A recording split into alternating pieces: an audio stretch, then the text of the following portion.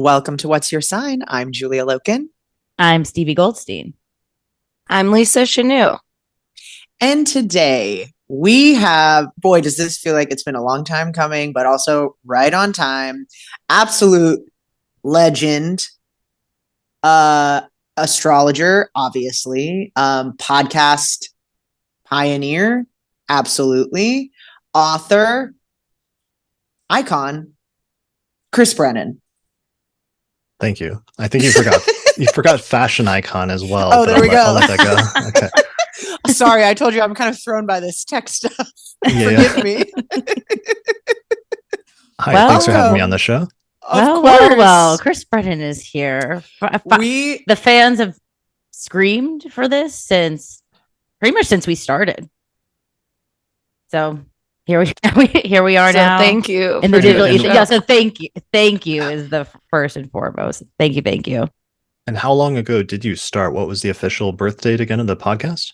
Oh, of the podcast? We're February 15th, 2018. 3:33 It was was it an eclipse day? I think it was. Something was up. Something. It was something juicy. Yeah, day after Valentine's Day. It sounds like some kind of plan was hatched. Mm-hmm. Well, that was the first. That was like the first. That was our teaser Release day. Yeah. Yeah, that was the first sign of like any life. Is like the first time we like were really born. And then regular full episodes came out like sometime in Pisces season. I remember, but we were like a very Aquarian Gemini baby. I have the chart somewhere, but because you've been existing in the podcast space for, 10 years? Yeah, I just did the 10-year anniversary. I started in June of 2012, so I just passed it a few months ago. Wow. Congrats. That's incredible. Congrats. What the hell was the podcast space like in 2012? It was pretty basic. A lot of people were using this site called Blog Talk Radio, and it was like really low quality. Like you would call in on your telephone, and they would like insert ads into the thing for you, so you didn't have much control over it. But I had a little podcast called Traditional Astrology Radio for a couple of years before that I inherited from somebody else, and then I decided to start something a little bit more general with the Astrology Podcast in 2012. Inherited from someone else, like it was a pre-existing podcast that you adopted? Yeah, it was actually on my birthday in November 1st, 2010. My friend from Kepler College, she was going off to study like a master's program, and she'd only been doing this podcast called Traditional Astrology Radio for 6 months, and she decided she had to drop it. So she asked me if I wanted to take it over, so I did. Whoa. I kind of like the idea of like continuing on like your programming, like just I don't feel like that happens enough in podcasting or like radio shows or stuff like that. Just you're the new anchor. Well, because podcasts you can listen to whenever, as opposed to like radio when you just had that time slot to fill. Right. But I do think that if we're talking about 2012 space, 2010, that is basically when it is like radio still almost not exactly, but that also feels very Scorpio to me, of this inherited podcast.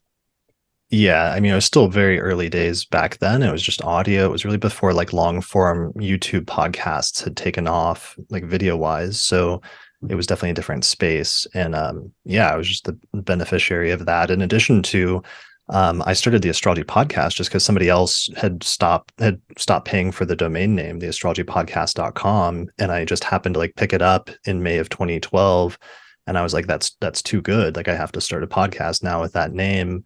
And I contacted the guy. It was actually another astrologer who dropped it. And I was like, is that cool? And he's like, yeah, I've had it for years and I was using it. So go nuts.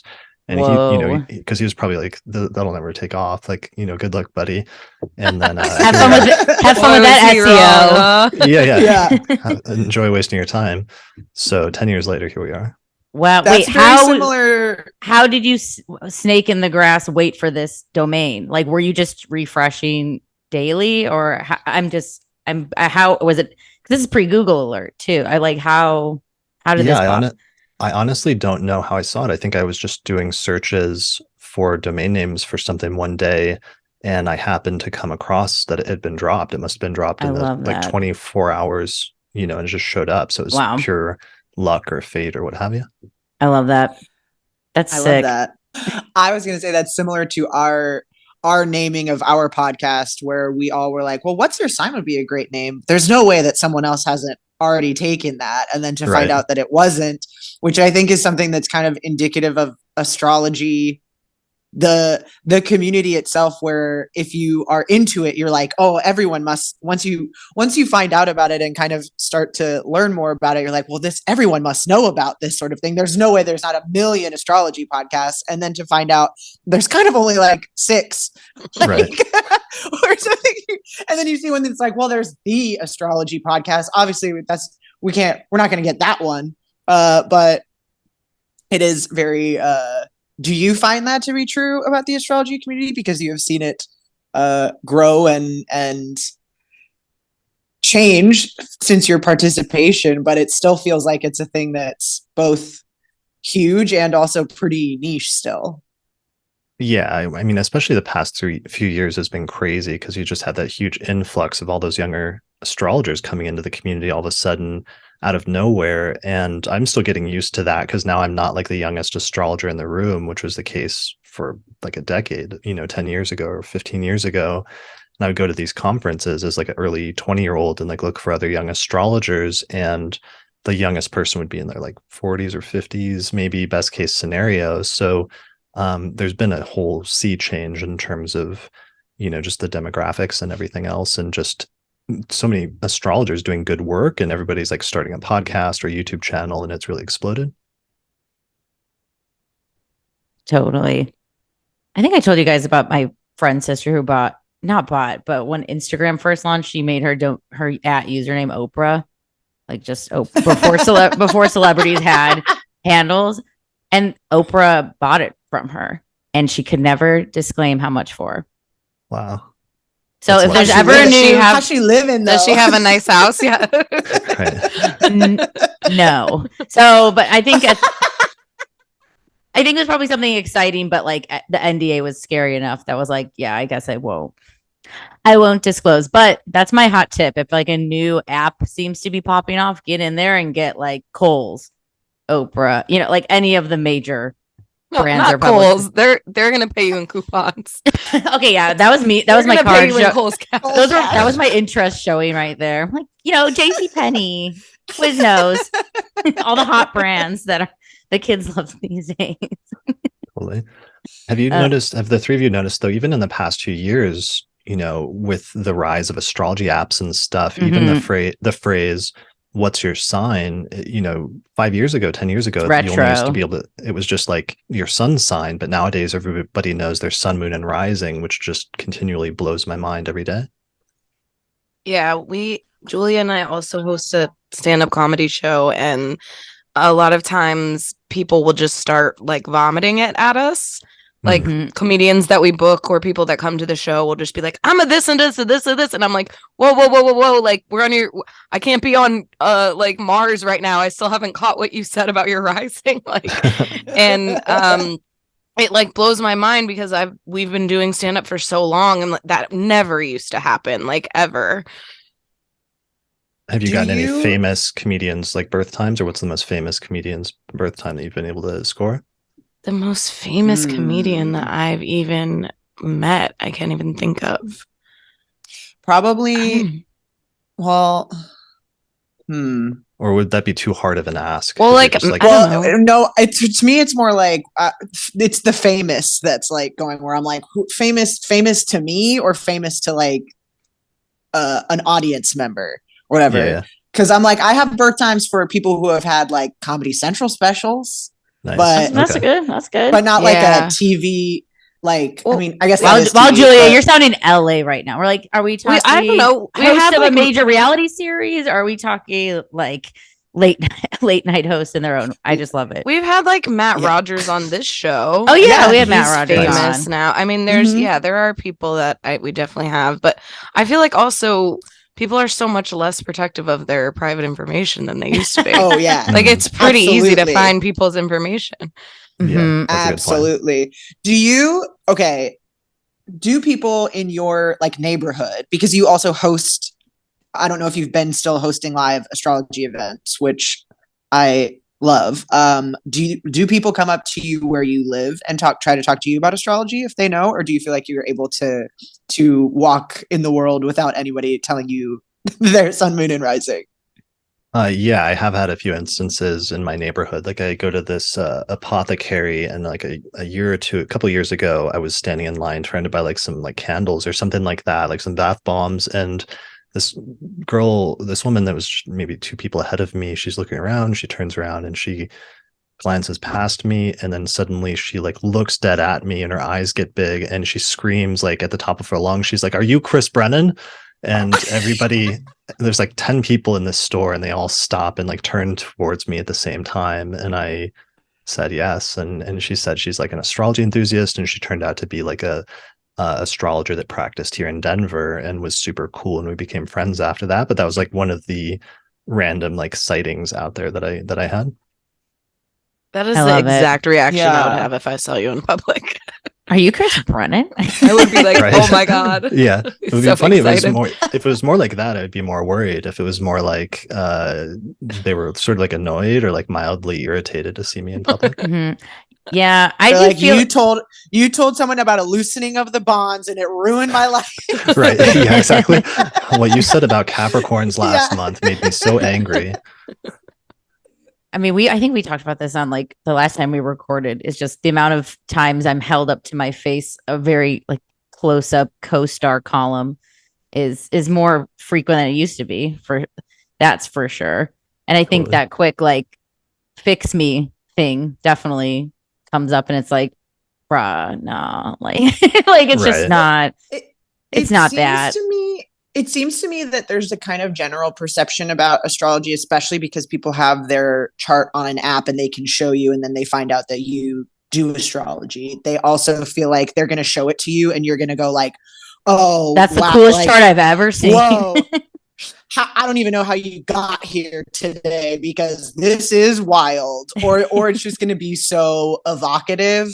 But to me, it's so funny because especially on CoStar, it's just like words. It's not even, you're not even like looking at the circle chart to see. I mean, you can't even see degrees or aspects or anything. So it's like, you just are giving me a list of stuff.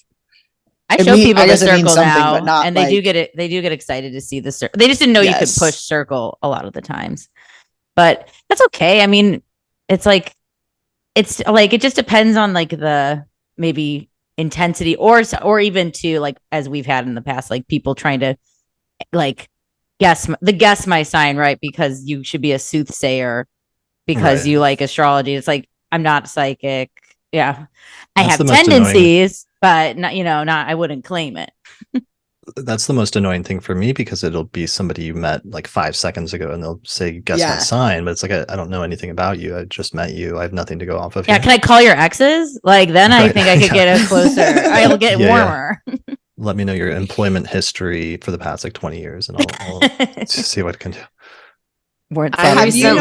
I recently guessed someone's at a wedding and I was just very drunk and I hope they're not listening. Wanted them to leave me alone.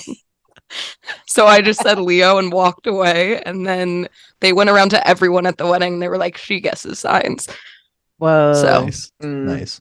That's why I just say no. I don't do it. Well, that's what's tough is sometimes you'll pick up on like their rising sign or a planet that's in their first house or something like that. If they're being really Marsy and they have like Mars in the first house or something, but that may not necessarily be their sun sign, which is what they're expecting. Mm-hmm. Yes, I'm actually very good at guessing people's moon signs usually if I guess, but I'm like, I can't, even if I get it right, then you think that astrology is just someone guessing a thing. And if I get it wrong, you think I'm bad at this, even though I could explain to you why I made the guess that I get, like an educated guess on something, but you don't know what, like that. It means nothing to that person. But have you found, because I know that you probably aren't doing as much consulting client wise as you have done in the past, or is that not true? Is that a incorrect assumption of mine? Yeah, I mean, I'm doing 6 episodes of the podcast a month plus teaching courses. So that takes up a lot of my time. And I've just sort of focused on that over the past 2 years. do you find that more like trying to figure out what exactly my question is about this? Like, has the increased accessibility, the apps, those things, have you found it to be like that people are coming in more prepared to learn in your classes, or that you are having readings where someone knows something, or do you feel like it doesn't influence that as much? Is that like someone who's wanting to take an astrology class is kind of interested in that learning and isn't going to come in and be like, CoStar says blah, blah, blah. But I'm just wondering if there is, are people more educated? Have you noticed that? Or are you able to get to things quicker because people are coming in with a better base knowledge, or does it not matter? Yeah, I think the amount of information and the number of resources and how much more accessible astrology is today is way different than it was like 10 years ago, because people can listen to like podcasts or YouTube channels, or there's a million different social media sites, and everybody knows their birth chart at this point. So students are learning, they're picking it up much quicker than they used to, and they're more able to go into like the intermediate and advanced techniques for astrology much sooner than I ever saw before. So it's actually, I think, become a lot easier and more interesting, because there's also, because people are so much more knowledgeable, there's less that people have to unlearn as well, just because people are learning pretty high level astrology from some of the different discussions and resources out there, like pretty quick. Damn. I'm just also looking at your chart. You don't have any planets retrograde, do you? I don't think so. No, because they're all so close. They're all bunched up around the sun. Yeah. And that makes it so that a lot of them ended up being direct. Yeah. That makes sense, because I think this is not a question, rather a observation. And I mean, you're here on our podcast. I would like to applaud you for being, I think, one of the, let's say, old guard astrologers, certainly to us. I know that you've been the youngest in your experience for all these things, but as someone who very much to me represents like authoritative and institutional astrology, I think that you do a really good job of making sure you are like updating who is practicing astrology, who's listening to these things, and just like always being very forward moving and thinking without obviously abandoning any of your traditional, like, as for someone who practices traditional astrology, you are a very modern seeming person who's open and welcoming to new people in astrology. And I think that might be that lack of retrograde. Yeah, thank you. I got a lot of help from older astrologers when I came into the field, so I always wanted to pay that forward by passing that on to other younger astrologers. And then also, even though I got into traditional astrology and I ended up writing a book about it eventually, and that's primarily what I teach and I'm known for, I started out for the first like 4 or 5 years of my studies as a modern astrologer, and I didn't think there was like any good reason to study ancient astrology, and they actually literally forced me to when I went to school for astrology at Kepler. And I thought we tried to like organize a protest to like get out of it, because I thought ancient astrology would be like old and outdated, and they didn't have, the outer planets. And I figured, how could something like that didn't even know about the outer planets be useful? But then they kind of just told me to suck it up and take the course, otherwise I wouldn't graduate. So I took this course and very quickly realized there was something valuable there. But I never forgot the good things that I learned, and the whole process of going through that transition of realizing that sometimes you can just be utterly mistaken about something based on your preconceptions until you've learned it. So I've always tried to keep that with me. Whoa. Like, what is your day to day? I'm feeling Vogue 70. I'm like Vogue 73 questions right now. Like, what are we starting off? Like, are we coffee, tea?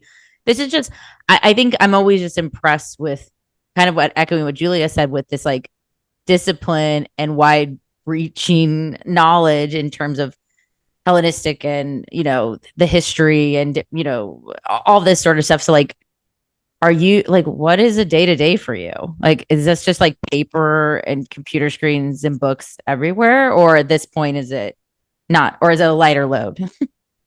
Yeah, I mean, I have, and also start with breakfast, if you don't mind. I do want to know. Yeah, okay. Stevie and I are both Tauruses. We need to know what you have for breakfast. Yes, yeah, and skincare routine. While we're in the morning. Yeah, I mean, I schedule my month and my weeks around the podcast and just like when do I have episodes, because I do such long episodes. I do sometimes 3 or 4 hour episodes, so that really becomes my entire day. And oh, we know. Yeah, okay, right. No. It's strange to spend time with someone I've listened to for hours on end. Yeah. Like, I keep being like, whoa. Sorry, I interrupted you. No, it's all right. I always just wanted to be able to do like an episode on a single topic and have that be like the one time I ever deal with that topic, so I never have to come back to it and can move on to other stuff. So that's always part of the thinking behind that, is like we're going to go through everything with respect to this topic in whatever time we have. So I structure but it's like a huge energy expenditure, and I'm super like wiped out for the next like day or two after that due to some ongoing issues I've had with long COVID and just dealing with like Saturn transiting through my first house over the past couple of years. So I've had to learn how to balance like work and the intensity of doing the podcast with doing things to like relax and take it easy afterwards. Like learning how to cook this year actually has been really good for as almost like a taking care of myself and like almost like relaxing and meditative practice in between other things. And what are you cooking? That feels like a very I'm sorry. What are you cooking, Chris? Yeah, what are you cooking up? I like breakfast stuff is my favorite thing, is just like making breakfast and some eggs and a bunch of vegetables, and I don't know, like making some sausage and making like a chai or something like that. Going for a walk to like get a chai to get a walk in during the day, and yeah, just thinking about what the next episode is or what the next topics. And sometimes I have to start researching those. So that's when I get all of the books out and really like start preparing and writing like a detailed outline ahead of time. The learning to cook feels very Uranus and Taurus to me, of the like kind of surprising shakeup thing, but it's a practical Taurian thing almost. Does that make sense what I'm saying? This like, I feel like that's something that we've talked about a lot as like a ongoing theme where people are having to like slow, obviously the pandemic and lockdown and those things, but having to do kind of quote unquote boring normal things, and that being a change in a lot of people's lives Right. as just like a theme in general. So thinking about you having that Saturn in the first and dealing with that Uranus-Saturn square. Yeah, totally. That makes a lot of sense. And it was when Uranus went through my third house and through Aries, that was when I really got into podcasting, and it really closely correlated with that. Whereas lately I've been trying to transition more into having people out here to Denver to do like interviews in person. And that's been an interesting variation of Uranus now going through Taurus and going through my fourth house with Aquarius rising, like, hosting people to do this podcast in my home. I always say that I think Taurus gets put in with food stuff because it uses all 5 senses. And I think going for a walk to get a chai is also very like all 5 senses. You're going to feel and hear and like smell things. And then you're also going to like end up tasting something different by the end of the walk. And I don't know, maybe your hands get cold. Yeah, totally. The sensual like nature of Taurus. I've been doing this Zodiac series where we do a deep dive of like 2 or 3 hours on each sign this year. And the Taurus episode was one of my favorite episodes because I really got a much better understanding of how tied in with the 5 senses are that Taurus is and how important that is. And it made me understand and recontextualize things so much better.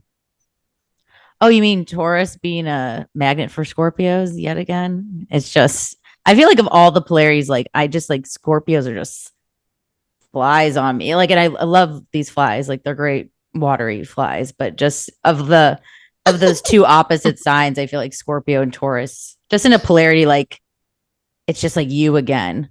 Like I think other polarities can have different interactions, but I feel like it's like this beloved nemesis enemy who you have sex with as well, or something. Like you had like that old flame, like I haven't heard that name in years, drag cigarette, Taurus and Scorpio.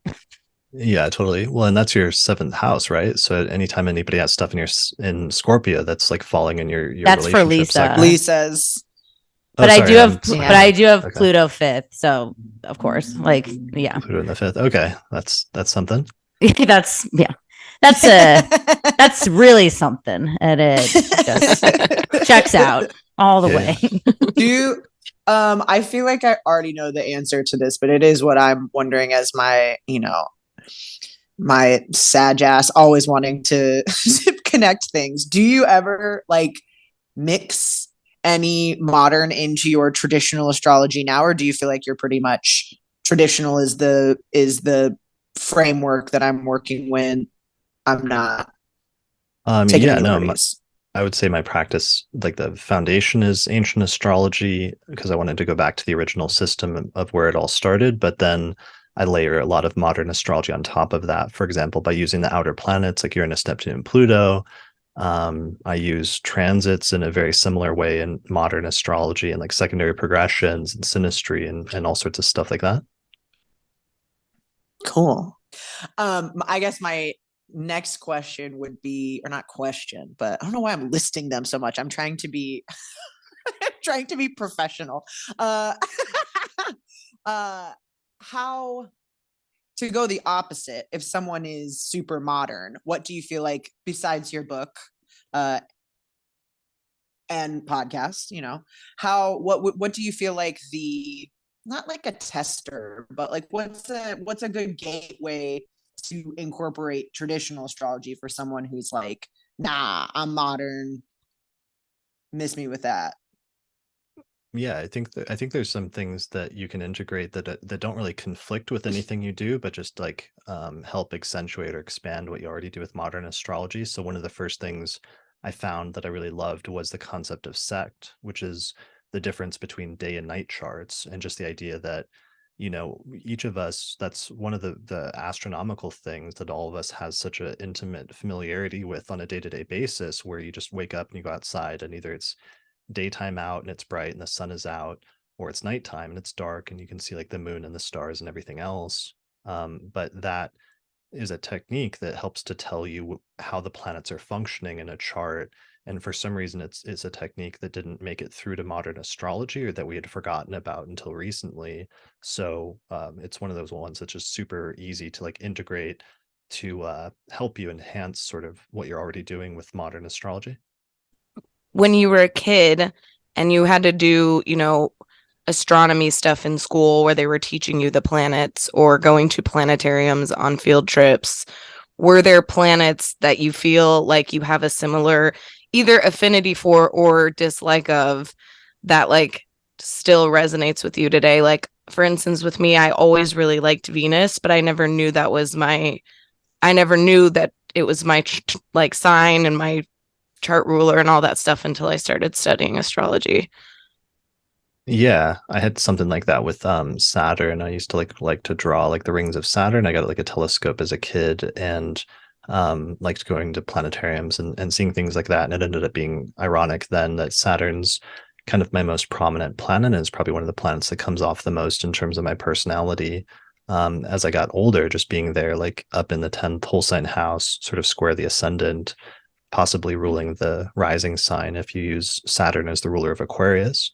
I had a lot of little things like that. I had another one where when I was like 6 or 7, I went to this exhibit. I went to the museum one day and I was wandering around, and they had this exhibit where they had like a sarcophagus set up from like Egypt, or like a recreation of one. And they asked me if I wanted to come and like stand in it. And I went and stood in it. And then they took a picture of me, and it ended up being on the front page of like my local newspaper, like the Denver Post here in Denver. And it was a funny little moment of like local celebrity when I was like 7 years old, but it ended up foreshadowing things that happened later, because in studying ancient astrology, I ended up going back to the origins of astrology in ancient Egypt. And that's basically what my book is about. So there's like a weird echoing that sort of happened from that earlier event to foreshadowing what came later. Whoa. That's so interesting. Are you in a nodal return right now? Am I looking at this chart correctly? Yeah, all the eclipses are bouncing back and forth between Taurus and Scorpio, and that's where my nodes are at North Node at 27 Taurus and South Node at 27 Scorpio. How are you? Like, how's it go? How's it going for any of our people really in the nodal times right now? I know we just got out of eclipse season, and it was pretty saucy for a lot of people. But how are you with this return? A lot of the fixed sign people, especially, I noticed, are getting hit pretty hard, especially the people with like a fixed sign ascendant, because then it's falling in one of their angular houses. But it's been okay with me. It's been heavy. But what happened on the Scorpio eclipse that just happened in October was I had just published this book, which was a translation of a 2nd century astrological text by an astrologer from Egypt named Vedius Valens, who lived in the Roman Empire, and he's basically he's our most important source for learning what ancient astrology was actually like, because he wrote this textbook for his students where he included over 100 chart examples. And one of the chart examples that he keeps using like over and over again, almost an obnoxious amount of times, is this one chart example that we think is probably his own chart, but he just doesn't say that it's his. But he knows like an awful lot of things about this person's life, including like he knows like about this person's parents, and he knows when this person was like conceived, and he knows that they were involved in a shipwreck when they were like 34, and that they somehow went around gathering birth charts for like 6 other people that were on the boat that was shipwrecked. And he talks about this person had relationship issues when they were like 35, 36. So pretty sure that was his chart. And he had, if that was his chart, he had his moon at 1 degree of Scorpio in the 3rd house. So I didn't set it up to be this way, but I ended up publishing his book the first time it was published in its entirety in modern times, pretty much right on that Scorpio eclipse, which was right on top of his moon in the 3rd house and up in my 10th house of career and work. Whoa. What year? When is this really in the history of time? This guy? He was born in the year 120 CE, and he lived until about 175. So if you think of the movie Gladiator, the emperor who dies like right before that is Marcus Aurelius, who is like the old father that hands it off to the younger son, who's like the evil guy, Commodus. But Marcus Aurelius basically lived pretty much within the same time frame of Vedius Valens. So just think of Gladiator when you think of that era. Chris, I can't think of Gladiator. I'm from the Cap Trap generation with Neptune right next to my Saturn. Time is like incomprehensible, but I like the movie reference because I'm like, I can at least think of the outfits. So I'm like, all right, we're in at least this sort of rubble building royalty outfits time period. But yeah, no, as soon as you were saying that, I was like looking, I'm like, wow, what is it like to not have Neptune on your Saturn where you can actually visualize like that linearness, right? Like of actually like, no, like we're moving back all the way backwards. That's sick. That's a Saturn. That's my special Saturn skill. I always had that since I was very young. It's just the ability to memorize like dates and time frames that came up really well in like history class. I wasn't very good at like math or other subjects, but for some reason history I do really well in. Mm-hmm. It's one of my favorite things about your podcast, because it's something that I don't access easily at all, where I'm like, 1992, like something, and like it's gotta be in there somewhere. A year. Like you'll have it, and I love that so much. There's like a rhyme, like Columbus sailed the ocean blue in like 1992. I think that's it. That's what I was thinking, but that's not the right one. Pretty sure that's correct. I like it so much because it also makes me think of the same thing that I was going to say when you were talking about sect. Hearing this, Valens and the history of it just reminds me of us all, like how long astrology has been used forever, and that people, while we have different techniques and things, we're still looking up at the same planets and moon and sun, and that is something that has been a pull for people forever. And so to learn that it does feel like a thing that's propelled people through all of history, and so to have someone who is still committed and engaged with sharing that now, and to be able to be using that same information and to see how it like translates to our own life is so cool. I don't understand why people aren't more obsessed with astrology. Yeah, well, it's just that, we all, part of the premise and the selling point of astrology is we have this like ancient system that can tell you things about your personality that somebody shouldn't be able to know just looking at the alignment of the planets the moment you're born. And we take for granted that this system is very old and very, venerable or useful, but a lot of us don't really know like where it came from or how it came together. We just use it sort of like we all, can use other technologies like driving a car or like using a microwave without necessarily knowing like how to construct a microwave or where it came from or what have you. But I always just wanted to go back and figure out where it came from so I could understand how to use the system better. And that's kind of what I found. And just circling around a sect, I mentioned sect, but what's important about that is that sometimes it means if you're born during the day, people with day charts tend to resonate with their sun sign better. But sometimes when people are born at night, especially if the moon is prominent in their chart, like in an angular house, people can tend to resonate more with their moon sign. So that's one of the reasons why recovering some of those ancient techniques is important, because it can allow us to like make technical distinctions that are a little bit more precise or more advanced than what we were doing before. Mm-hmm.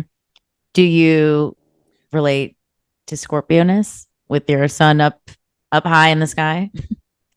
Yeah, my sun's up there at the top of the chart, and it's hard because I have such a huge stellium of like 4 or 5 planets in Scorpio, so I definitely really relate to that more than anything else. But yeah, I think I still, with my moon and rising sun in Aquarius, maybe come off as an Aquarius, maybe primarily to people. I don't know. What do you think? I think there's Aquarius in podcasting for sure. And I think as someone that mostly like listens to your voice, I'm not a YouTube person. I feel like it is Aquarian, but also there is like a soothing nature to it that I think is very Scorpionic.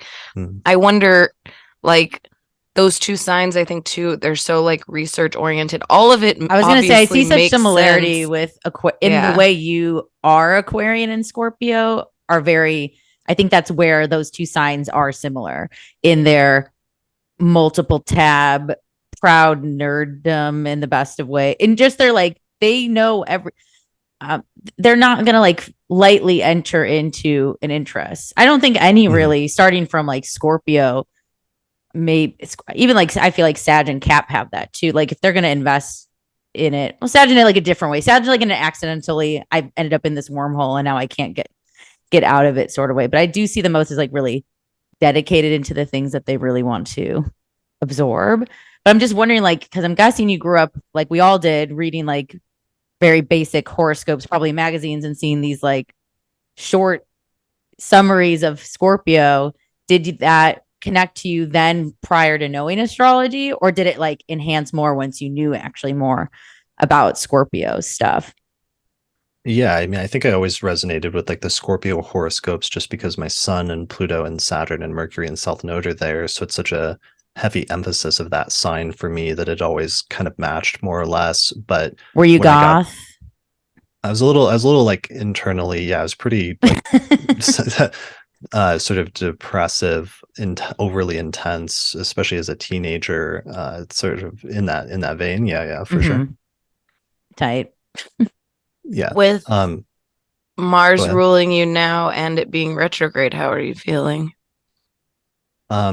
Good. It's been interesting following that because I've seen different people like, my Sagittarius rising friends where it's like retrograding in their 7th house, they're having relationship issues. Or I had a Gemini rising friend who, when Mars stationed in their 1st house, they got in a car accident and like totaled their car. So far I've been okay. I think it's going through my 5th house. I've been somebody said that the 5th house sometimes can indicate students and sometimes I've just been noticing like some of my students like going off and like doing other things and that's been part of the Mars retrograde, I think, for me. Yeah, this is going to come out next week, so I mean we are in like the tail end of the year and not with too much listen, obviously you probably all listen to the Astrology Podcast, so you'll get your fill over there, but how are we feeling for this end of 2022 in general? Like what are we riding out on, in your humble opinion? Oh my God. One of the coolest things that's happened in the past week is, have you been following? So early, a month ago, I don't know how much each of you are on Twitter, but there was that whole thing where Mars squared Neptune, and all of a sudden there's just this explosion of fake accounts that were being used for like parody, and because when Elon that guy was doing all of his not great hijinks and completely started just giving out blue check marks so anybody could be verified, which is obviously a dumb idea. Suddenly there's a bunch of like verified looking accounts that are all just like, saying terrible things. Like there was like an Eli Lilly account that said, insulin is free. And then all of a sudden, like their stock price like drops the next day, which is fine. Like that was hilarious, but there were other ones. So I saw that correlate with Mars square Neptune, retrograde Mars square Neptune, as well as some other stuff. But then over the past few days, it's been so amazing seeing Venus come up in square Neptune. And all of a sudden, everybody's using the Lensa app in order to create those AI like digital pictures of themselves that look all like artistic and beautiful. And it's such an interesting contrast, Mars square Neptune versus Venus square Neptune. Well, that's interesting too, because of like the controversy around it as well. I don't know if anyone's been, because I'm to answer, yes, deeply on Twitter. Also, you're my favorite clapback Real Housewife responder in the astrology community. Yeah, so good.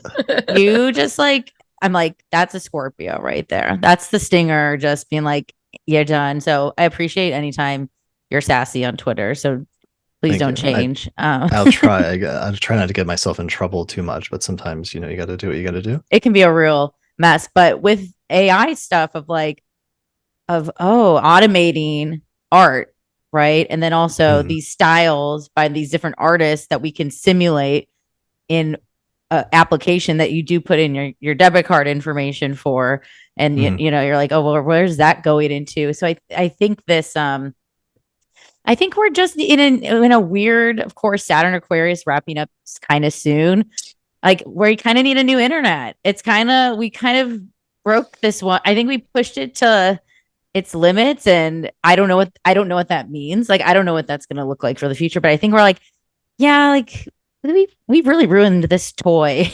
and I'm an internet girly. I'm 11th house stellium. Like I like the net, but it's even like, okay, grandma, we got to go to bed out here. There needs to be a new dawn.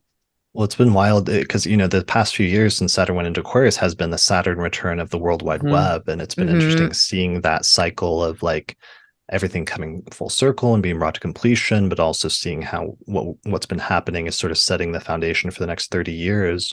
But what's making me a little nervous about that, or is a little wild, is, for all of us fixed sign people are going to breathe a sigh of relief when Saturn departs from Aquarius finally in March, after going through that sign for like 3 years.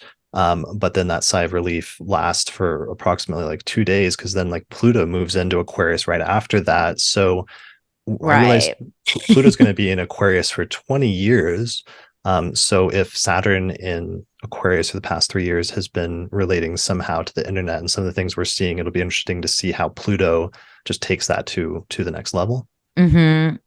Yeah. Well, thinking of the Saturn, it does feel like more, it's just like it's time for the internet to grow up and be like, internet's been like the fun, like, hey man, hey, this is just the internet. This is just like where we do this. And it's like, hey, you're almost 30. It's time for you to start, paying for stuff. And that Pluto feels a little bit in the internet context to me of like, no, like, we're done with that. This is a new consequences. This is a new, there's consequences. There's power in this. We're trying to build a new system around these things, as opposed to like, it's been feeling very much like the whack-a-mole kind of like problems popping up.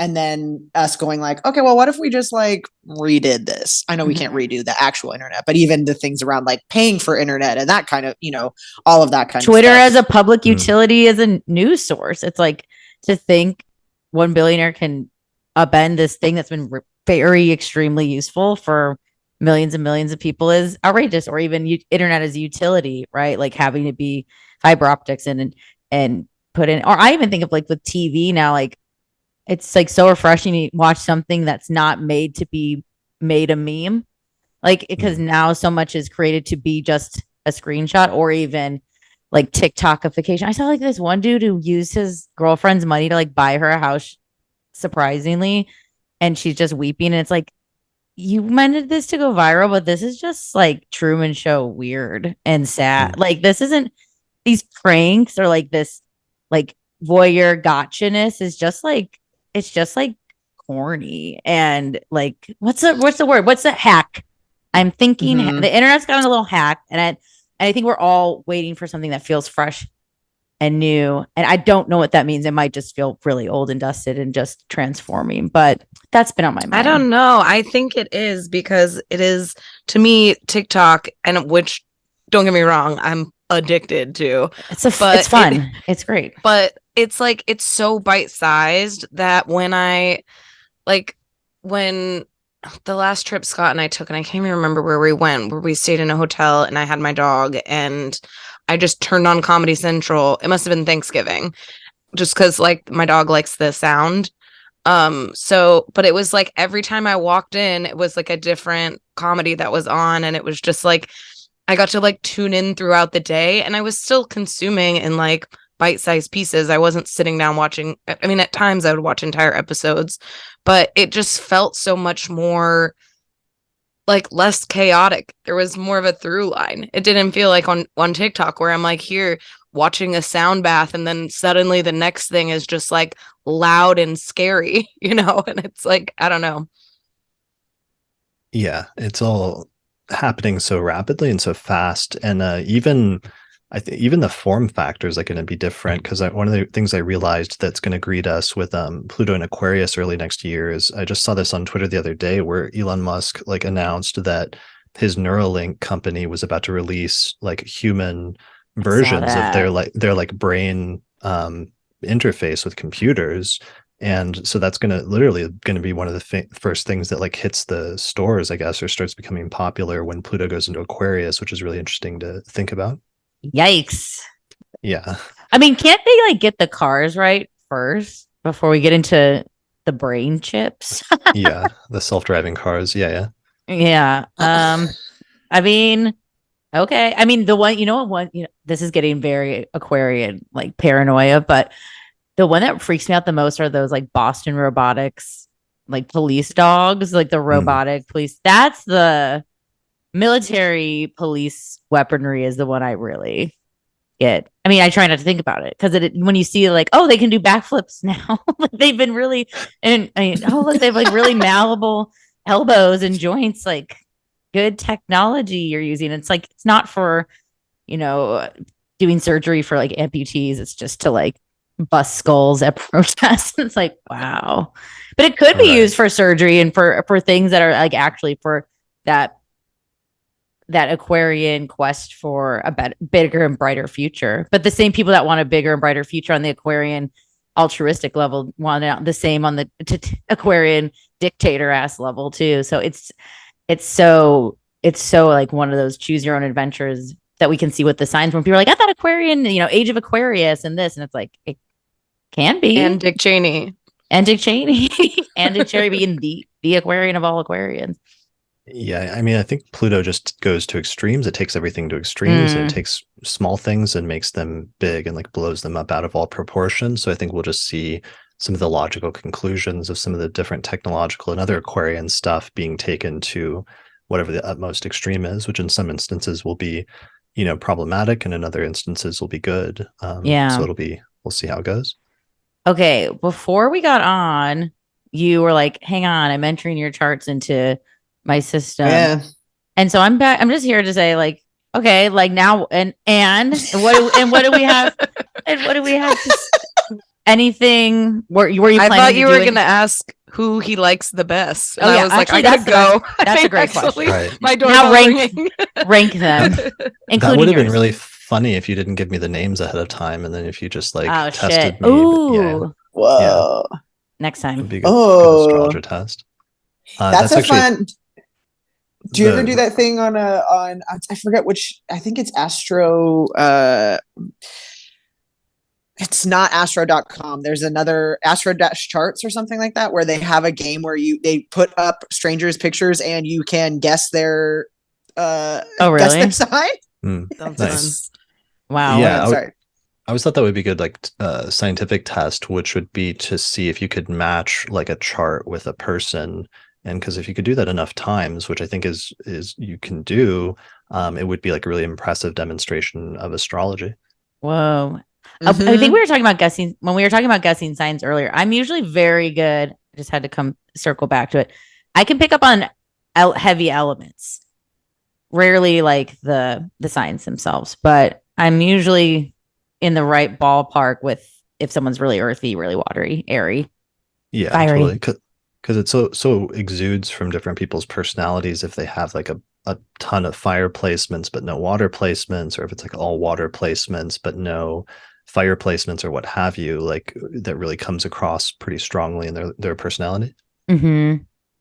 Totally. Even I think just like looks wise too. I feel like elements usually come out more with just like someone that looks, like they've been crying, or that they are from planet Neptune and just like look like those beautiful mermaids. You're like, you must have water. Like you just, it's something's wet in here. Right. I'm calling it. Something's wet. Anything we need to look out for towards this year, next year? For each of you individually, or just in terms of like the mundane astrology? For us personally. For us. Yeah, only for us. This is what we're here for. Yeah. I mean, this could be good practice because I'm trying to get myself hyped up to do year ahead horoscopes right now this month, but I kind of dragging my feet because doing like 12 of anything is like a lot. Doing like 12 push-ups is a lot, but doing like 12 30 minute or hour long horoscopes for each rising sign is a lot. So maybe poor Pisces by the end, it's just like, have fun, sweetheart. Like we don't, like it's like you're not going to listen anyway. That's why all the Pisces, all the Pisces descriptions are like, they're kind of unknowable and like real wishy-washy, whatever. It's like, I'm exhausted. Pisces are actually like very regimented and strict. We've just told them that they're messes. Yeah. I'm just smoking a cigarette by that point in the zodiac, and y'all figure it out, old souls. No, but yeah, for us. Okay, so let me see whose chart should I start with. Whichever one you're on. Whichever one's open. Yeah. Okay. I put Lisa's chart in first, so I'll start with her. So you have Taurus rising. That's actually one of the things that was interesting. You sent me all your charts from astro.com and it was in Placidus, which is their default. Do all of you use Placidus, or what approach do you usually take? We usually use Placidus, but we click around. Okay, cool. Just wanted to clarify. Modern girlies all around. For the most part, yeah. Do you want me to show you your chart? I can share my screen if you want to. Go for it. Yeah, I can make you. I think I have to make you the host. How old are you, Lisa? That's a good question. I think I'm 34, but I lost a few COVID years. Like I forget. Right. I think I'm 34 though. Okay. So one of the techniques I do is just the ancient techniques is just annual perfections. Have you all talked about that before? I don't know if we have on pod, but in friendship life, yes. I'm sure it's been mentioned on it, but I don't think we've ever like talked about it on like as an episode topic. Okay. Well, with that technique, you just start from like, so here's Lisa's chart, and Lisa has 26 Taurus rising. So using whole sign houses, that kind of shifts the Taurus stellium of the Sun and Mercury and Jupiter to the first house. So I would be reading that in the first house normally, and then Venus in the second house. But one of the things I noticed right away, just having Taurus rising, that those eclipses that have been happening have been hitting your first house and seventh house axis, which is usually like self and partnerships or self and relationships. So usually just the keywords are like major beginnings and major endings when it comes to those two areas, both health-wise and self-perception, or sometimes appearance-wise, and then also relationship-wise, or in terms of partnership or one-on-one interactions with other people in your life.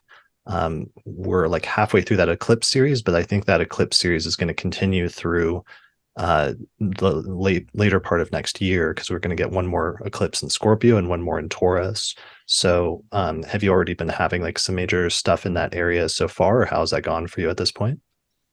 Oh, I don't know. Yeah, Is that something I mean, I don't want to pry or anything, but you guys no, put me not on at the all. spot. No, you guys put me on the spot, so I'm totally going to put you on the spot and just like start talking like about your deepest, darkest secrets. Yes. We're opening up I'm the sure- hood on the car today. Right, yeah. And I'm like sure all of our listeners have already heard this stuff, but I got engaged on one of the eclipses. I got a new car on one of the eclipses. What eclipse did you get engaged on? The first one, I think that was last year, the 19th of November. Okay.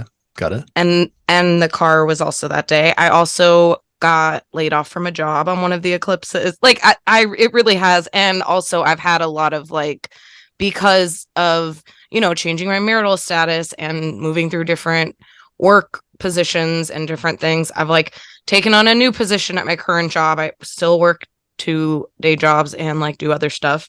But yeah, I've like taken on different roles there. And so it has affected like the way I see myself and the type of things I have to do, just like my personal stuff during the day. And obviously our relationship is growing and changing at the same time, which makes me wonder about me as a wife and all those things. So absolutely, yes, all of this stuff definitely hitting. Totally. Yeah, because the thing about the eclipses and about the 1st and 7th house ones is it keeps bouncing back and forth like a teeter-totter, where sometimes you'll feel like you're putting more emphasis on relationships, but then things are becoming unbalanced with yourself. And then other times you have to go back and you're putting more emphasis on yourself and either taking care of or sometimes going through major changes in terms of your sense of yourself.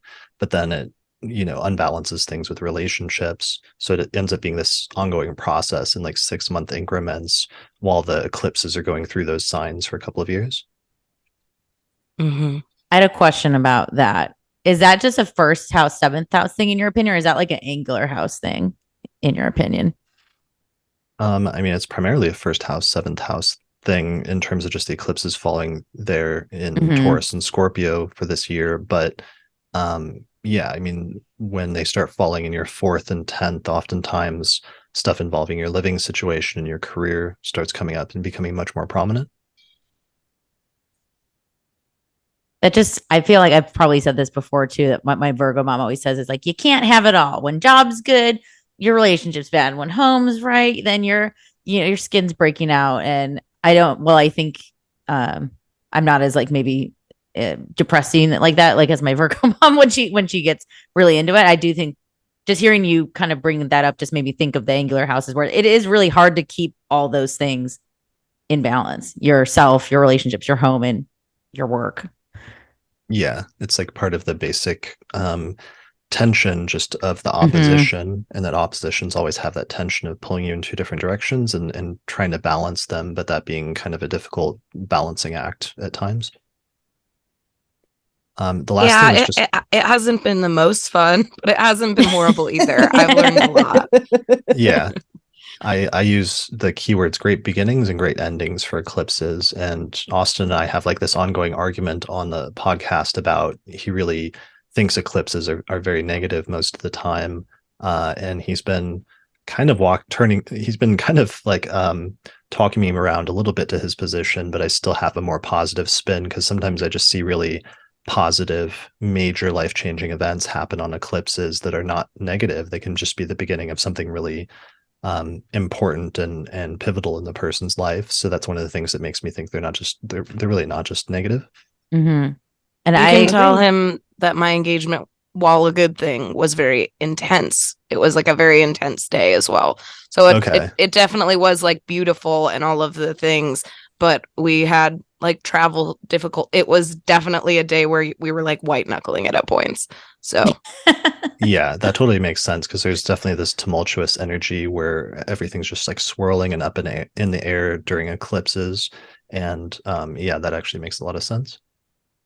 I like what you said with this of your co-host with the like eclipses can only be, bad things only, which I think a lot of people feel that way, but you're having that bent because I do think, and maybe it's the Uranus, Taurus, Saturn times for us fixed people. And I know we got a lot of fixed people present is like, well, I wouldn't do any of these changes if the rug wasn't ripped away from under me. So I think if you're maybe are more mutable or cardinal, it's like we're all going to experience them differently.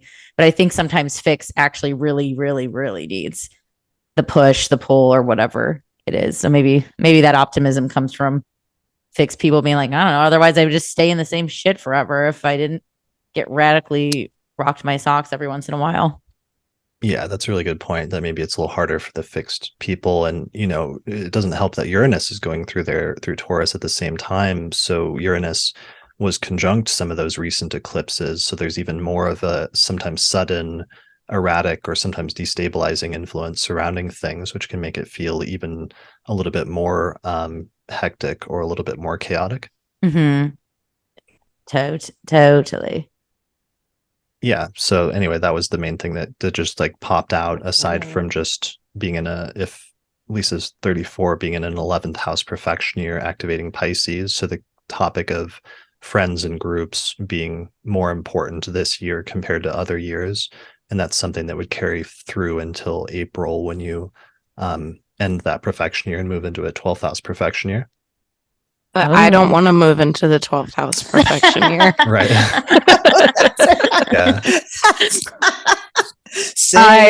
It has definitely been 11th housey and over here, and I'm a little bit nervous for the next year. But I also in Placidus have a lot of stuff in the 12th, so it isn't a place I'm necessarily super uncomfortable in, but something I look forward to looking at more next year.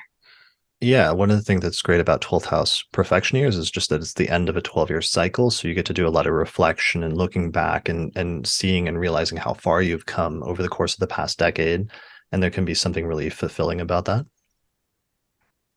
You are an optimist. My God. Wow. I'm like, try. I've never heard a 12th house year described so like, it's like yearbook signing. Like, it's like, oh, we did a really good job.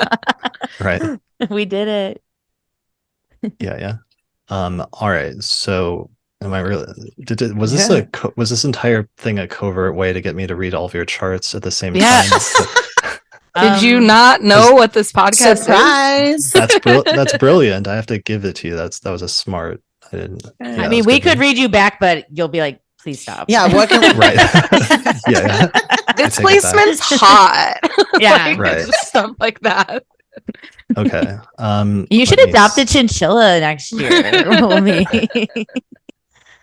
Oh, here we go. Here's Julia's chart. Hell yeah. Which I like because of the Scorpio Mercury. That's my favorite Mercury placement. I think that's the best sign. I think everyone agrees that Scorpio is probably the best of the 12. You heard it here first. Agreed. So what's going on with you? So Saturn's getting ready to leave your 5th house, where it's been going through for a bunch of years. You have a night chart with the moon in Capricorn. You just had a birthday. How old did you turn? 35. Okay. And I'm like, I'm in that 12th. Okay, so you just left the 11th and moved into the 12th. Yes. So you were in a Leo perfection year, and then before that a Cancer perfection year. Usually in the years in which the luminaries are activated by annual perfections, that's when the eclipses are actually more important. So the eclipses would have been falling in your 8th house and 2nd house axis, which is like your financial axis for the most part over the past year or so. And then before that, they were in your 3rd and 9th. But you're getting ready for the same shift because the eclipses are going to start moving into Aries and Libra here, starting in April and May. So you're getting ready to move away from like a financial focus to more of a self and relationships focus over the course of the next year. You're one of the Libra rising people that had a Jupiter return while Jupiter was going through Aries, but you're a night chart, so it wouldn't have been as positive for you. Some of those were really fascinating, the Libra rising charts when Jupiter was transiting through the 7th house this year, because it was like my 2 favorite celebrity examples were Britney Spears got married. She's Libra rising with Jupiter transiting through her 7th house. I think it was really close to when it's stationed. And then another funny but bizarre one was Dan Bilzerian got married, and he has a Libra rising and he has Jupiter in the 7th house, and it was kind of bizarre seeing somebody who's trying to be like, Hugh Hefner, rip off or something like that, get married supposedly while Jupiter is transiting through his 7th house. Wow, not the name I was expecting to hear. I cannot believe I've never looked at his chart. I just happened to notice that we had it on astro.com one day because I was just like, this guy's so bizarre. Like, I have to know what his sun sign is. I just wanted to know what his like basic signs were, but it turned out it was available on astro.com. Somebody had gotten his birth certificate. Wow. I know what I'm doing tonight. Yeah, I'm going straight to this dude's natal chart. I'm like, what is his chart sign? It actually fits really well. Like his chart actually fits him incredibly well, and it fits kind of what you would expect based on kind of the highlights of like some of his whatever his story, his annoyances. Yeah. Right. Oh, okay. Yeah. Whoa. He's really just a loss for the Sag community. I'm sorry, you guys. He's really sad. Sag is controversial. Okay, it's still you love him or you hate him. I find so feels on brand. I did also get married this year. I was legally married end of 2020, but had a ceremony which felt very both 11th house perfection year and also Jupiter and Aries in the 7th. My husband is also an Aries, so it's very on the nose. Wow. Okay. Nice. And he's also a big Aries. I feel like he's very Jupiter Aries. Yeah. Yes, he is. He is like Jupiter like Aries. Personality. Rising. Yes, all of it. I love that. Okay, so you had Jupiter go through your 7th house, and you got married as well. That's so funny. You, Brittany, and Dan. Yeah.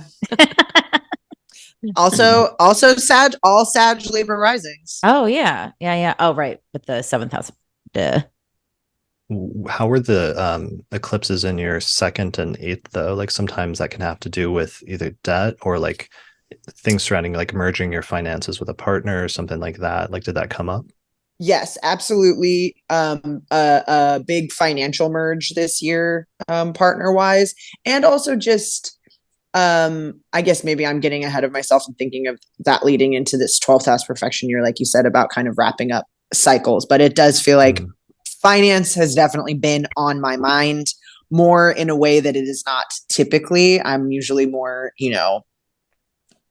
like this is about like the craft and studying and whatever. And the past 2 years I've been like, no, this is about making money. I need to like be responsible in that way. And so it does feel like kind of the last piece of this, I don't know, growing up puzzle or whatever, because it does very much feel like 35 is not old by any means, but I am crossing into a new threshold where you are going into that kind of like, oh, like this is, you're always getting older, but I feel much more like this is the end of a kind of young person cycle into an older person cycle, and so it makes sense that that's like the last thing, if that makes sense.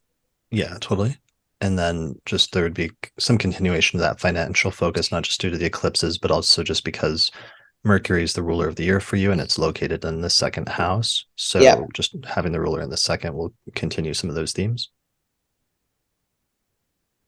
Okay. 2nd house question.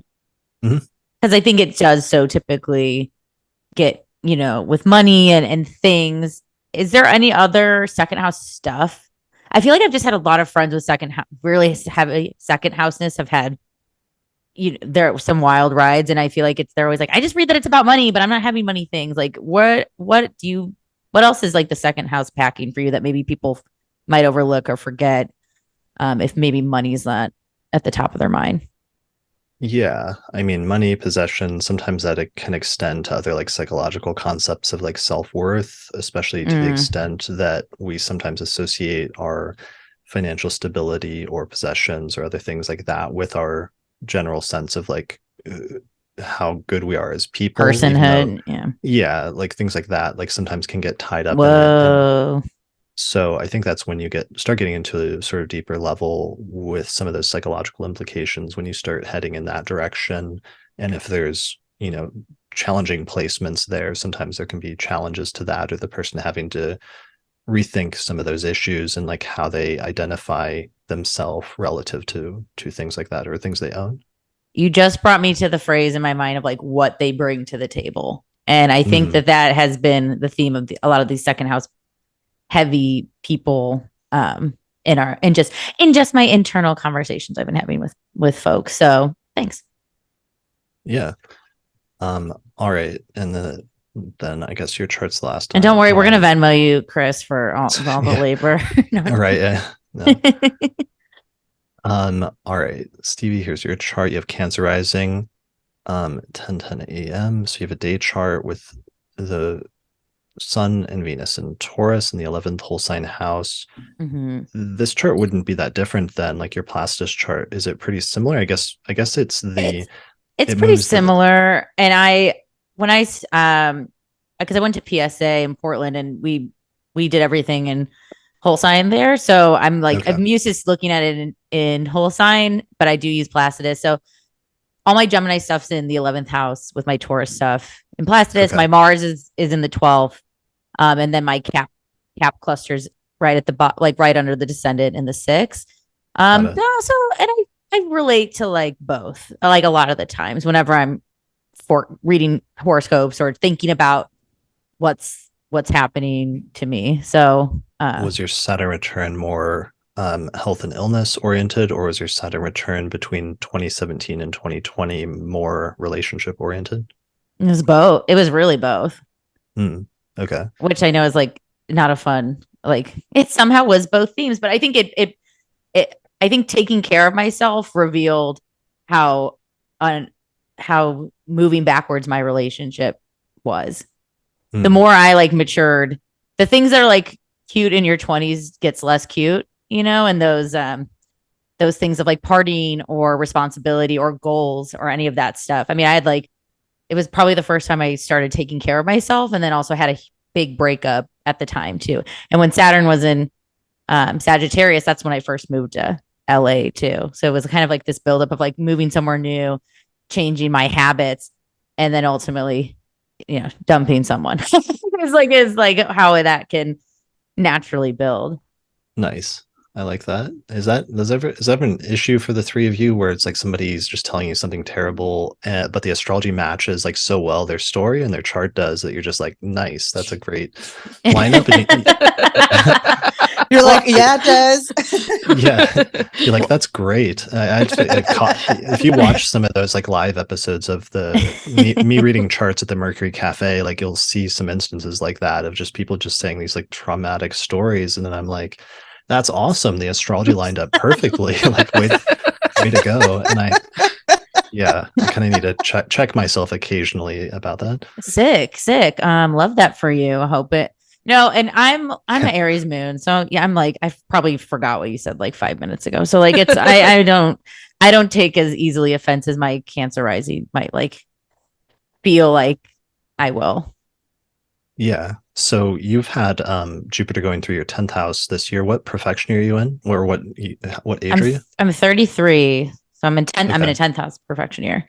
Am I right? So you're actually in a 10th house perfection year. So ever since May, and Jupiter's been going through your 10th house. I mean, do you feel like you've been in a period of growth and expansion when it comes to career stuff, or how's that been? So this shit's so on the nose. Because my day job, I work in television.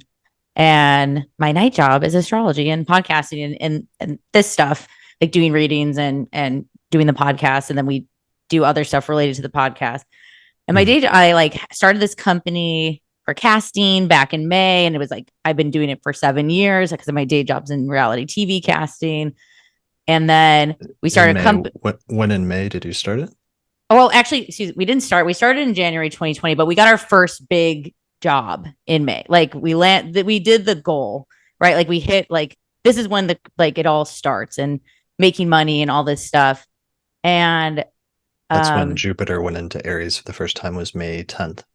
Yeah, it was absolutely around that time. And then it was one of those things, how I've had Jupiter in my 10th house has felt like, wow, that's all the shit I don't want to do. I did it and I got to the biggest level, but I don't think that's me. And I'm actually having like a really big career especially when Jupiter went back into Pisces. And for me, that went back into my 9th house and more reflection time. Mm-hmm. I feel like I'm now like ready to hit Jupiter going back into Aries with all the shit I actually wanted to do.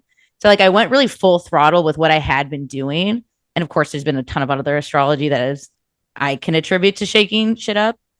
But yeah, so it's like I did and I hated it. And then I reflected and now I'm going to go back at it and put my focus into the things that I actually really care more about.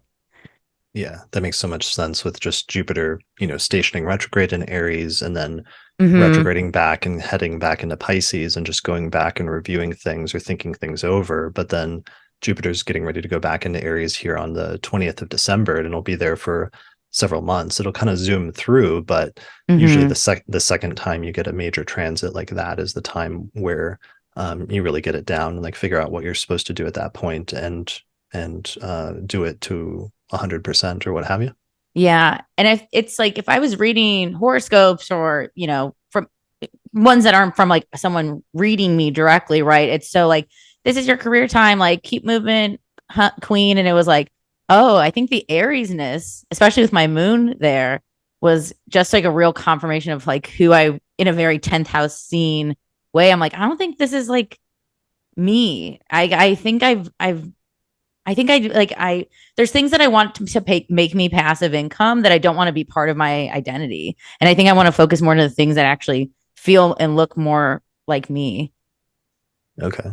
That makes sense. So that'll be important because the eclipses are going to shift from your 5th and 11th house axis to your 4th and 10th house axis. So thinking about that and having like major beginnings and major endings when it comes to both your career and just your reputation or how people perceive you, as well as your home and living situation and family, being one of the shifts that's coming up here in like 6 months from now, 5 months. Sick. And as our listeners know, we all got married this year. So we've just had a lot of life changes in pandemic time and in career time. And then it's like, of course, in our like commitment-y time. I mean, we're all Venus chart ruled. Or no, not Venus. We're just all Venus-y people. But yeah, there's just, I think career and I've moved in July too. Like just a lot of it feels very new direction. Okay. But not necessarily throwing everything out, but just like maybe I pick up a lot of hobbies. I pick up a lot of things that are like interesting. It's like can be too much. Yeah. I'm looking forward to, there's going to be some spicy stories with the Venus retrograde in Leo that's coming up next summer. Like that's going to be really an interesting time, just like paying attention to what's happening in the news and tabloids and stuff like that. Ooh, gossip report. Yeah. That is exciting. That'd be great. Well, thank you for indulging us. Yeah. Sorry, it wasn't like the full. Normally, no, it was. This was way more. This is great. More than above and beyond. So, thank you. That was truly sick. Okay, I will have a question back at you because you and Julie have the same placement. Uranus conjunct Venus in Sagittarius. What the fuck's up with y'all? you both made them like coyest smile. Yeah, I don't know. I mean, there's different levels of that, but the level that I would probably go into, that I'm comfortable going into or saying, would just be the part where it's up in my 11th whole sign house and it's in my 10th house by my midheaven by Placidus. So I get this blend of 10th house and 11th house things, and I've kind of just like made a career out of going around and interviewing different people in my community, and especially working with friends very frequently. And occasionally I've become involved in like organizing efforts in the astrological community, like becoming the president of the Association for Young Astrologers at one point, or the director of the National Council for Geocosmic Research. So I don't know. I just like to keep it lively by like going around and doing a bunch of different things, and also just incorporating technology in a major sense, and being like kind of like a tech guy. Even before we started recording this episode, I was like asking you what your tech setup is and all that other stuff, just because that's kind of my thing. The nuts and bolts. Right. I'm not techie at all. I don't think. Maybe I have latent tech that I have not explored. We've had deep conversations about tech with yeah, I have that's why I'm like, I have a lot of saggy feelings, deep feelings about tech and about the internet and about connecting and community. But I would say for me, it's like deep my friend communities are very important to me, and like, I don't know, taking care of that, creating it, and being mindful of that. Like, I really value it and really care that people like operate within those things with integrity and care for each other and for the community and all of that. And also, I'm just, I don't know, kind of, I like not weird things, but like off, just something that's like kind of off. I don't know. Yeah, something with a little wabi sabi. Yeah, or like just like a specific. It's like not a. I feel like that's where it's more like I don't know. Yeah, it's hard to pin down though. It's Uranus. Like those imperfect fruits. Yes. Yeah, I feel like that's very like Venus conjunct Uranus, where it's like an avocado with an ass. Yeah. Yes. Yes, exactly. Well, do we have? I have the game. Any last comments, questions, concerns, plugs, Mr. Chris Brennan, or anything else before we get into our little outro game? No, I mean, plugs. I mean, I host the Astrology Podcast at theastrologypodcast.com on YouTube, Spotify, whatever. And and most of those techniques are techniques that I apply to your chart, are ones that I teach in my book, which is just titled Hellenistic Astrology, the Study of Fate and Fortune. Yes. Hell yeah. Links will all be in the show notes. I think we just got to get into this game. I mean, I feel satisfied. Yes. I was going to say, you also have a new chart rectification class that's very intriguing. So check that out too. There's so many people that don't know their birth time, and that's like the toughest thing, because you can't look at the houses and you don't know the rising sign if you don't know a person's birth time. So yeah, me and my friend Patrick, we put together over the past year this course that just teaches you how to reverse engineer a person's birth time based on events from their life. And when you do that, you can actually narrow it down surprisingly close to the actual birth time, just by following that method, essentially. Actually, cool. Great plug you just did for Chris or Julia, because I think there's a lot of people that need that. Yeah, for sure. Yeah. Okay. So I've got that course is at theastrologyschool.com. All right. Nice. All right, guys. Well, we play this game at the end of every guest episode. Have you ever played Marry, Fuck, Kill, Chris? Yeah. Okay. All right. Okay. You can make me play that. Yeah.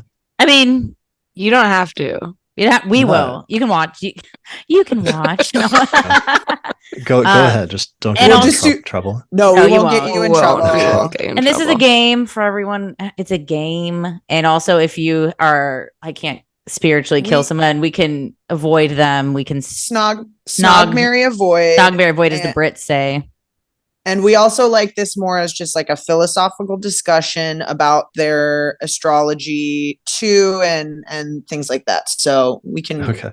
We won't. You'll see. You'll see. It's okay. Yeah. So, and we're gonna do 2 rounds with your sun and moon celebrity twins. Same with your sun and rising celebrity twins. We do have 2 big 3 matches for you, which doesn't happen often for guests because we don't always know, as you mentioned, people's rising times for celebrities, but we do. So we're going to play. There's 2 people, and one we're going to play with and one we're not going to. But so we're going to play with Neil Young because he's big 3 twin for you. And then Caitlyn Jenner is your other big 3 twin, but we are not going to play with Caitlyn Jenner because she's just, when it's a problematic person, controversial figure. Yeah. She's done some bad shit lately. We're not going to touch that. See? So we'll stay out of trouble, but we will continue on with Sinbad, who is a Scorpio sun, Aquarius moon, and Ethan Hawke. Wow. Okay. I didn't realize that. This is a hard round. This is so hard. This is probably one of the harder ones we've done. This is one of the hardest rounds. I will say remember. All of your Scorpio sun, Aquarius moon, Aquarius rising people are very good in a random group. I will say a mixed bag of nuts are present. So these are all sun, Scorpio, Aquarius, moon. Yeah, these 3, and then next one we'll do Aquarius rising. And then Neil Young is your big 3 twin. So he's the only one with a perfect 10s across the board. Your big 3s across the board. So who are the choices again? Ethan Hawke. We got Ethan Hawke, Sinbad, and Neil Young. Okay.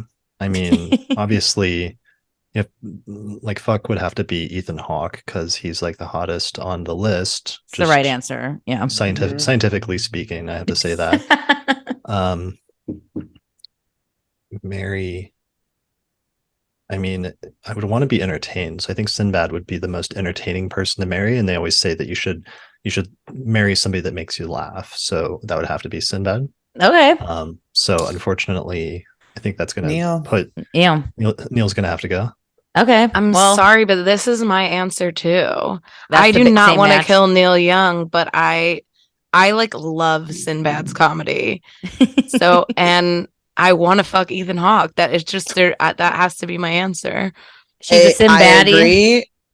I'm a simp for Sinbad.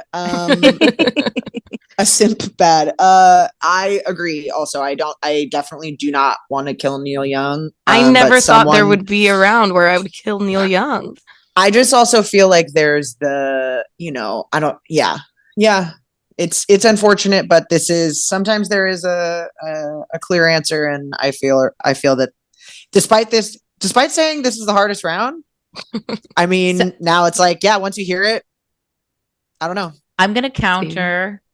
All right. I mean, Ethan Hawke is like, of course, is the obviously is the correct fuck answer for this, but I am gonna marry Neil Young only because of the real estate. I've seen the ranch; it looks great, and if Daryl Hannah can still stick around, I think we could really make that work. And that's the only thing that just defaults me to a Sinbad kill is just pure Montana real estate and splash mermaid. I'm making assumptions.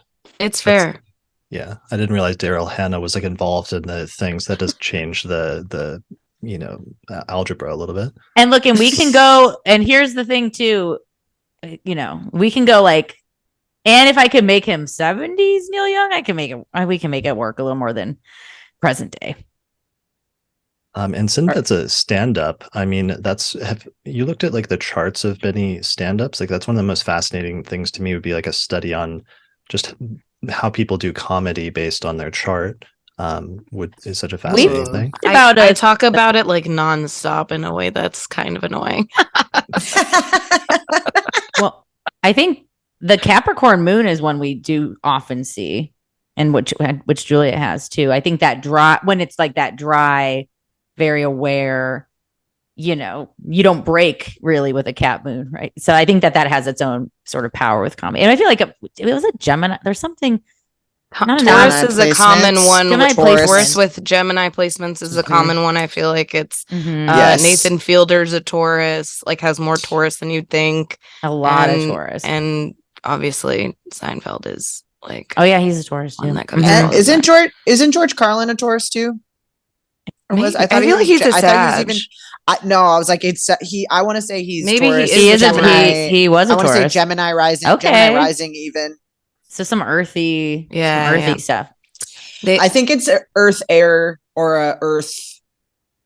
There's definitely Earth because I think it is like the real life people. Yes, it's stuff. It's stuff that like I don't want to say practically matters, but it's stuff that like actually grinds your gears. And if you aren't as earthbound, I don't think you have many things to either push up against or the need to seek the kind of like comedic relief from those things, if that makes sense. Seinfeld and Nathan Fielder, you wouldn't be like same sign, like if you were thinking about it, but they are both doing observational comedy in very, very different ways. Like what Nathan Fielder did with The Rehearsal is like observing reality by recreating reality, all that kind of stuff. And like, Seinfeld does it in a very like and airline food or whatever. Well, it's like making fun of the things you're supposed to do. Right. And I think Earth sign knows so much about what you're supposed to do. Well, Fluffy the Cancer. So Fluffy's stand up is so Cancer too, though. Also Larry David. We don't have to do this. Sorry. Now I'm just going into Google. Okay. I love that. I've been wanting to do an episode on this. So maybe I can have you guys sometime on my podcast to do an episode about the astrology of comedy and of comedians specifically. Sure. We'll research. And some other Scorpio Sun Aquarius moons, just to know it. Taryn Manning, Harold Ramis, Joe Walsh, Gary Marshall, Charles Manson, Calissa Flockhart, Tovlo, Maggie Gyllenhaal, Roberta Benigni, Kevin Kline, and Zoe Deutsch. So those are some other people who we didn't play with, but some fun facts. So now Scorpio Sun Aquarius rising. I can't remember if we've had someone on in the past who was this combo. So if there's some repeats, whatever, we'll marry him and fuck him and kill him again. We'll have SZA, Jenny McCarthy, and Henry Winkler. Oh yeah, this is giving me deja vu. But, yeah, I'm like, I don't. But I also feel Sophie. I think was it? No, she's Cancer. Never mind. No. Okay, Chris, do you have thoughts immediately? If not, I'll go. You go first. Okay. I wait. Name them again. I just lost. We got SZA. New album coming out soon. Henry Winkler and Jenny McCarthy. I was like, because she was, I had already killed her in my brain. I was like, I know. I was like, easy. Even though big fan of Singled Out, likes the Jenny McCarthy era. Show. Once you get on this anti-vax whatever train, I'm like, the best Jenny McCarthy is behind us. Sorry. Since we are not actually killing anybody, I hope she can prove me wrong in the future. But for this game, Jenny's got to go. I'm gonna fuck SZA. Yeah, she's hot, talented. I don't think I need to explain myself. And I gotta marry the Fonz. Come on. Hey. I like over these Scorpio people. There's been like, well, they're just hot, so that makes sense. they're just sexual hotties, Scorpio sexy things. And SZA uses astrology, like consults with astrologers, doesn't she? Yeah, she does. I can't remember the name of her.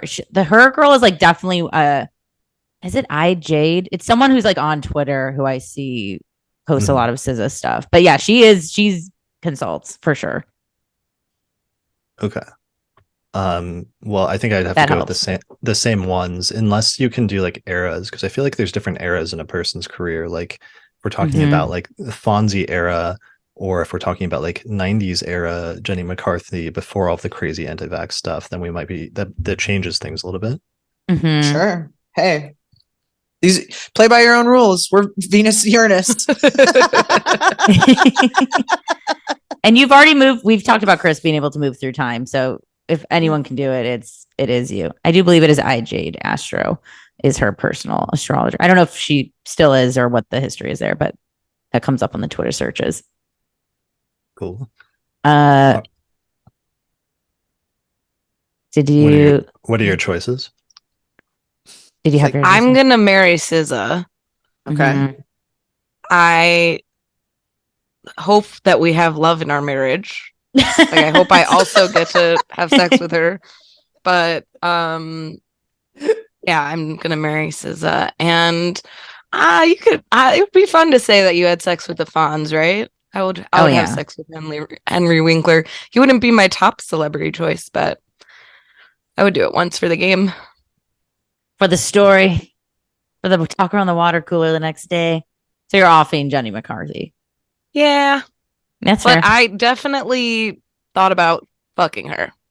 Yeah, I'm oscillating right now between Jenny and Henry being my fuck, because I'm like, are you like, of course 90s Singled Out, but I'm like, but are you annoying? I gotta see the full chart. Actually, I think this is like I gotta get under in surgically. Like, what's your Mercury? Because I don't know. Like, it depends. But I'm marrying SZA. She's like always in Hawaii. Her vibe is great. Music is amazing. Just marriage material. Cool girl, styly, love. Excited for the new album. I'm gonna fuck 90s Singled Out Jenny McCarthy. Why not? With the name tag on. Like, I'll be like a Singled Out contestant. Okay. And then and Henry Winkler done. They'll put up the signs and it'll be like, "Did you come? Did you?" And then Henry's had a great career, and I wish him. No, it's just how the game works sometimes. It's process of elimination, and that's where Henry is. Some other Scorpio Sun Aquarius risings. This is what makes me think we played before. Is Whoopi Goldberg and Roseanne Barr, and that's the game. Thank you. I love it. Chris? Yeah, I definitely would marry SZA as well, just because I'd love to, it's really important, like being an astrologer, like marrying somebody that's at least open to astrology, if not into it. It's like it's kind of like an important thing just because I do it so much. And I think I'd really annoy the hell out of anybody that was not into astrology if I was married to them. Absolutely.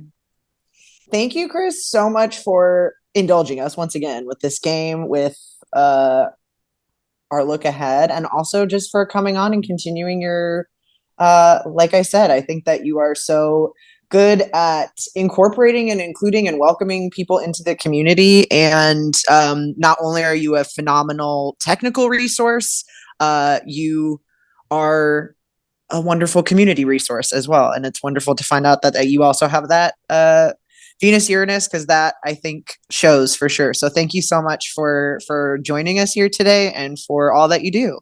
Yeah, it's been just trippy because I feel like I wouldn't say, I don't know if peer, I'm already putting myself in the peers group, but we've been friends. I feel like we've been acquaintances for now it feels like a long time.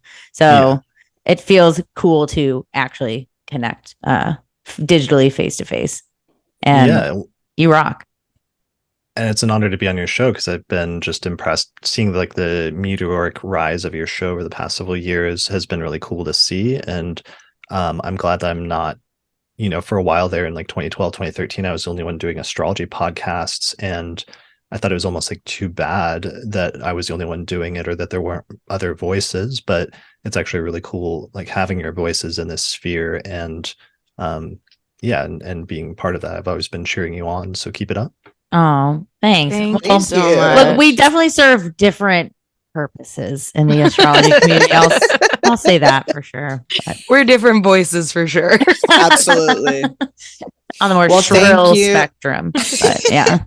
Well, let's talk about that Astrology of Comedians episode because I'm serious about that. So let's follow up on it. That'd be sick. Absolutely. We are gonna follow up. I promise you that. Thank you, Chris, and thank you everyone for listening. We'll see you next week. Bye.